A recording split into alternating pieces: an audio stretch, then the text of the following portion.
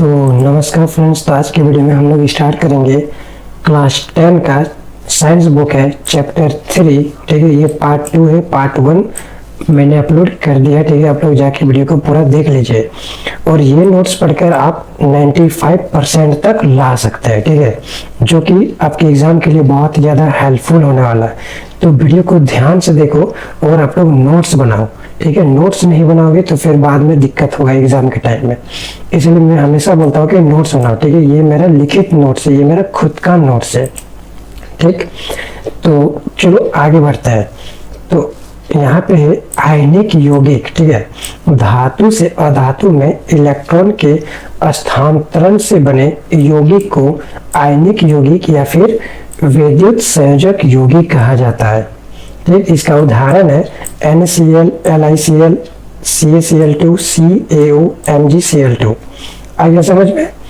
अब हम लोग देखते हैं आयनिक यौगिकों के गुणधर्म। ठीक है, तो भौतिक प्राकृतिक। तो आयनिक यौगिक सामान्यतः ठोस एवं कठोर होते हैं। क्या होते हैं? आयनिक यौगिक जो होते हैं वो ठोस होते हैं या फिर कठोर होते हैं, क्योंकि इन यौगिक में विपरीत आवेशित आयनों के मध्य प्रबल स्थिर विद्युत आकर्षण बल कार्य करता है। इसके बीच में जो आकर्षण बल काम करता है, ठीक है, इसके बीच में कौन सा बल काम करता है? आकर्षण बल, यानी कि एक दूसरे को खींचता है चुंबक की तरह। सामान्य रूप से इनकी प्राकृतिक भंगुर होती है। ठीक है, क्या होती है? भंगुर होती है। अगला है गलनांक एवं कथनांक। तो आयनिक यौगिकों के गलनांक एवं कथनांक बहुत अधिक होता है, क्योंकि ये मजबूत विद्युत वाहक बल के द्वारा जुड़े होते हैं। क्या होते हैं? जुड़े होते हैं। ठीक है, अब हम लोग देखते हैं घुलनशील। तो विद्युत संयोजक यौगिक सामान्यतः जल में घुलनशील तथा केरोसिन, पेट्रोल आदि जैसे विलयकों में अविलय होते हैं। यानी कि जो घुलनशील होते हैं वो क्या होते हैं? विद्युत संयोजक यौगिक। ठीक है, सामान्यतः क्या होता है?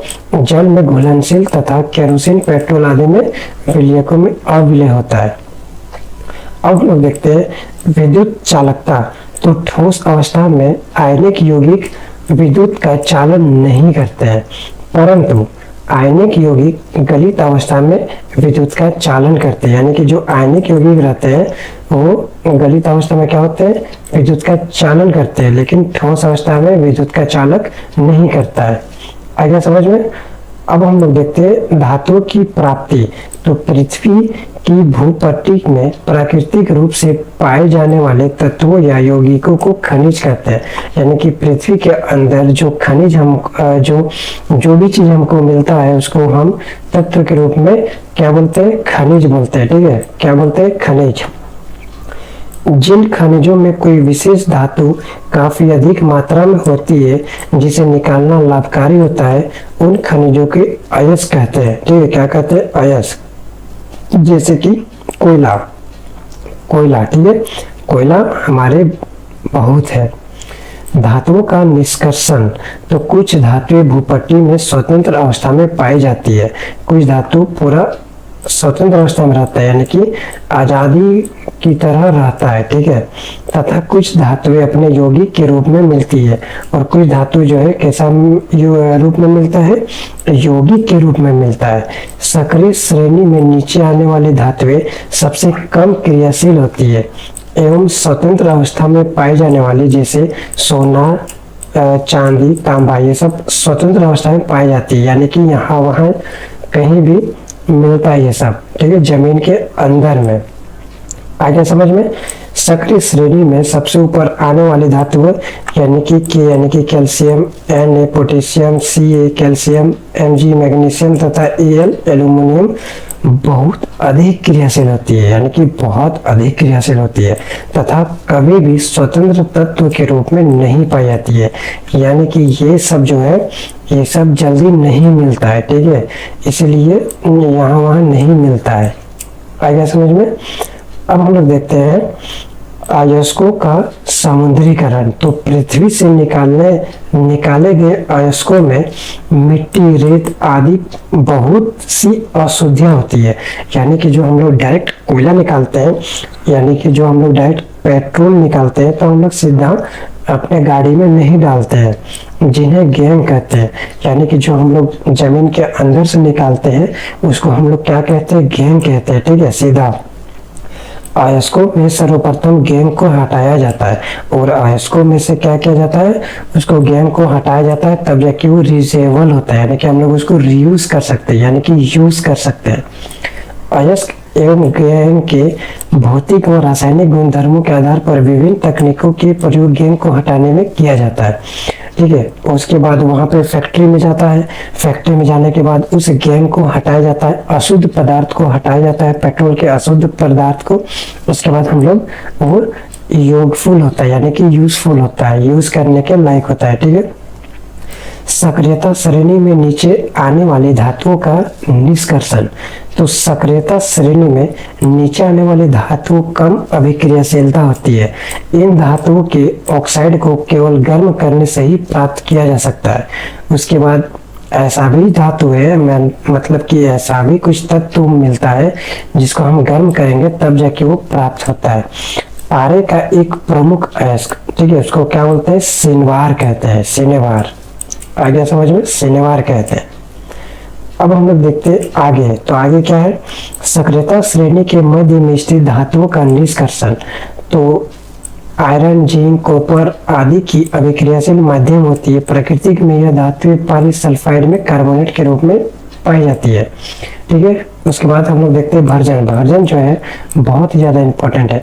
सल्फाइड अयस्क को वायु की उपस्थिति में अधिक ताप पर गर्म करने पर यह ऑक्साइड में परिवर्तित हो जाता है। यानी कि सल्फाइड अयस्क जो रहता है वायु की उपस्थिति में रहता है। ठीक है, सल्फाइड अयस्क उसको ताप पर गर्म करते हैं। ठीक है, तो उसके बाद ये ऑक्साइड में परिवर्तन हो जाता है। इस अभिक्रिया को हम लोग क्या कहेंगे, भर्जन कहेंगे। ठीक है, क्या कहेंगे, भर्जन कहेंगे। बहुत ही ज्यादा इंपॉर्टेंट था। इसका उदाहरण आप लोग यहाँ पे देख सकते हैं। अब हम लोग देखेंगे निस्तापन। तो कार्बोनेट अयस्क को समिति वायु में अधिक ताप पर गर्म करने पर यह ऑक्साइड में परिवर्तित हो जाता है। इस अभिक्रिया को निस्तापन कहते हैं। क्या कहते हैं, निस्तापन कहते हैं। ठीक है, उदाहरण आप लोग यहाँ पे देख सकते हैं। अब हम लोग देखते हैं थर्मेट अभिक्रिया। तो आयरन ऑक्साइड के साथ एल्यूमिनियम अभिक्रिया का उपयोग रेल की पटरी में मशीनों पुर्जों की दरारों को जोड़ने के लिए किया जाता है। इस अभिक्रिया को थर्मेट अभिक्रिया कहते हैं। यानी कि जो आयरन ऑक्साइड रहता है उस एल्यूमिनियम का जो अभिक्रिया करते हैं उसको हम लोग कहाँ पे करते हैं, रेल की पटरी में जोड़ते हैं। ठीक है, कहाँ पे जोड़ते हैं, रेल की पटरी में, और मशीनों को पुर्जों की दरारों में भी जोड़ते हैं। ये कौन सी, आयरन ऑक्साइड। ठीक है, अब लोग यहाँ पे आयरन ऑक्साइड का उदाहरण देख सकते हैं। उसके बाद यहाँ पे सक्रियता श्रेणी में सबसे ऊपर स्थित धातुओं का निष्कर्षण। तो कार्बन के द्वारा सोडियम, मैग्नीशियम, कैल्शियम, एल्यूमिनियम आदि के ऑक्साइड का उपचयन करके उन्हें धातुओं में परिवर्तित नहीं किया जाता है। इन धातुओं को विद्युत अपघटनी उपचयन द्वारा प्राप्त किया जाता है। आगे समझ में। अब हम लोग देखते हैं आगे धातुओं का परिष्करण। तो विभिन्न उपचयन प्रक्रमों के प्राप्त धातु पूर्ण रूप से शुद्ध नहीं होती है। धातु से अपद्रव्य हटाने के लिए सबसे अधिक प्रचलित विधि विद्युत अपघटनी परिष्करण विधि है। क्या है, परिष्करण विधि। ठीक है, आगे समझ में। उसके बाद इसका आप लोग नोट्स चाहिए तो आप लोग टेलीग्राम चैनल को ज्वाइन कर सकते हैं। ठीक है, नोट्स आपको मिल जाएगा। अब देखते हैं विद्युत अपघटनी परिष्करण। तो विद्युत अपघटनी परिष्करण क्या है, तो इसको ध्यान से समझना। कॉपर, जिंक, टीन, चांदी, सोना जैसे अनेक धातुओं को विद्युत अपघटन द्वारा परिकृत किया जाता है। क्या किया जाता है, परिकृत। इस प्रक्रम में अशुद्ध धातु को एनोड तथा शुद्ध धातु को कैथोड पर लगाया जाता है। अशुद्ध धातु को एनोड में और कैथोड, उसके बाद कैथोड में शुद्ध धातु को लगाया जाता है। ठीक है, धातु के लवण के विलयन को विद्युत अपघटन के रूप में उपयोग में लाया जाता है। ठीक है, क्या किया जाता है, लाया जाता है। अम्लीकृत कॉपर सल्फेट का विलयन विद्युत अपघाती है। ठीक है, अम्लीकृत जो कॉपर होता है वो विलयन का विद्युत अपघाती है, यानी कि इसमें विद्युत नहीं जाता है। अशुद्ध तांबा एनोड है। अशुद्ध तांबा का क्या नाम है, एनोड। ठीक है, जबकि शुद्ध तांबे की पट्टी कैथोड का कार्य करती है, और शुद्ध तांबे की पट्टी क्या करती है, कैथोड का काम करती है। तभी जाके बैटरी चलता है। ठीक है, बैटरी में दो रॉड लगे हुए रहते हैं। विद्युत धारा प्रवाहित करने पर शुद्ध तांबा कैथोड पर निक्षेपित हो जाता है। विलीय अशुद्ध विलयन में घुल जाती है। अगले अशुद्धियाँ एनोड की तली पर निक्षेपित हो जाती है, जिसे एनोड पंख कहते हैं। क्या कहते हैं? एनोड पंख। आगे समझ में। अब हम लोग देखते हैं संक्षारण। ठीक है, ये संक्षारण बहुत ज़्यादा इंपॉर्टेंट है, इसको ध्यान से समझना। जब कोई धातु अपने आसपास अम्ल, आर्द्रता, नमी, ऑक्सीजन आदि के संपर्क में आने पर यह संक्षारित हो जाती है, तो इसे संक्षारण कहते हैं। यानी कि जब कोई धातु अपने आसपास के अम्ल को, ठीक है, अपने आसपास को अम्ल को, जैसे कि आर्द्रता, नमी, ऑक्सीजन, किसी के भी संपर्क में आके वो संक्षारित कर देती है, तो उसे हम संक्षारण कहते हैं। अब लोग लोहे को देख सकते हैं, जब लोहे का जंग लग जाता है तो वो संक्षारण हो जाता है। ठीक है, संक्षारण की प्रमुख घटनाएं क्या क्या है, सो आइए देखते हैं। तो लंबे समय तक आर्द्र वायु में रहने पर लोहे पर भूरे रंग की परत चढ़ जाती है, जिसे जंग कहते हैं। ठीक है, खुली वायु में छोड़ देने पर सिल्वर की वस्तुएं वायु में उपस्थित सल्फर के साथ अभिक्रिया करके सिल्वर सल्फाइड की परत बना लेती है तथा काली पड़ जाती है। ठीक है, अगर आप लोग चांदी को हवा में सही रख देंगे, उसको पैक करके नहीं रखेंगे, तो चांदी क्या हो जाएगा, वो वायु के संपर्क में आएगा और काला पड़ जाएगा। ठीक है, और लोग देखते हैं संक्षारण की सुरक्षा कैसे कर सकते हैं, ये देखते हैं। जंग लगने पर लोहे को बचाने के लिए उस पर पेंट करते हैं या फिर ग्रीस लगाते हैं। ठीक है, आप लोग लगाते होंगे। दूसरा है, जंग को अन्य विधियों से द्वारा भी रोका जा सकता है, जैसे कि क्रोमियम लेपन द्वारा। क्रोमियम का हम लोग लेप चढ़ा देंगे लोहे पर। एनोडीकरण द्वारा, ठीक है, एनोडीकरण कर देंगे लोहे पर। मिश्र धातु बनाकर उसको हम लोग लोहे को मिश्र कर देंगे, कुछ कुछ और धातु जोड़ देंगे।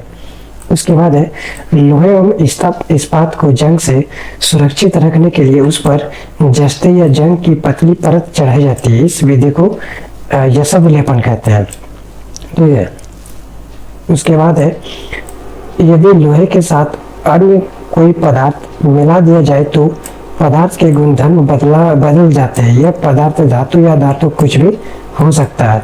अब हम देखते हैं मिश्र धातु, जो कि बहुत ज्यादा इंपॉर्टेंट है।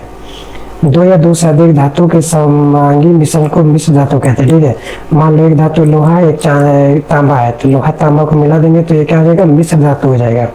ठीक है, उसके बाद मिश्र धातु है पीतल।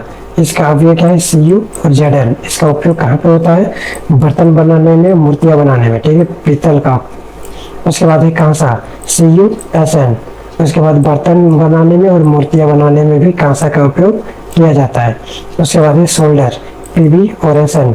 सोल्डर का मतलब होता है शीशा, विद्युत तारों की वेल्डिंग करने में। ठीक है, इसको यहाँ पे ध्यान से देखो। शुद्ध सोने को 24 कैरेट कहते हैं। ठीक है, 24 कैरेट का मतलब होता है कि शुद्ध सोना। यह काफी नर्म होता है, इसलिए आभूषण बनाने के लिए उपयुक्त नहीं होता है। इसको अगर हम आभूषण बनाएंगे, कभी माला में उसको बनाएंगे, तो वह अगर उसको हाथ से अगर दबाएंगे कस के, तो क्या हो जाएगा, वो दब जाएगा और आभूषण खराब हो जाएगा। इसे कठोर बनाने के लिए इसमें तांबा या चांदी मिलाए जाते हैं। ठीक है, तांबा मिलाते हैं तब जाके वो कठोर होता है, जिससे कि वो भारत में अधिकांश आभूषण 24 कैरेट सोने के बनाए जाते हैं। ठीक है, यदि आप लोग दुकान जाते होंगे तो वहाँ पे बोलता हूँ कि 24 कैरेट का सोना है, लेकिन ऐसा कुछ भी नहीं है, वो 22 कैरेट का सोना रहता है। ठीक है, 24 कैरेट का सोना का कुछ आभूषण बन ही नहीं सकता है, याद रखना। इसका तात्पर्य यह है कि 22 कैरेट सोने में 22 भाग शुद्ध और 2 भाग तांबा या चांदी होता है। आगे समझ में? तो वीडियो को एक लाइक कर दीजिएगा। जय माता दी।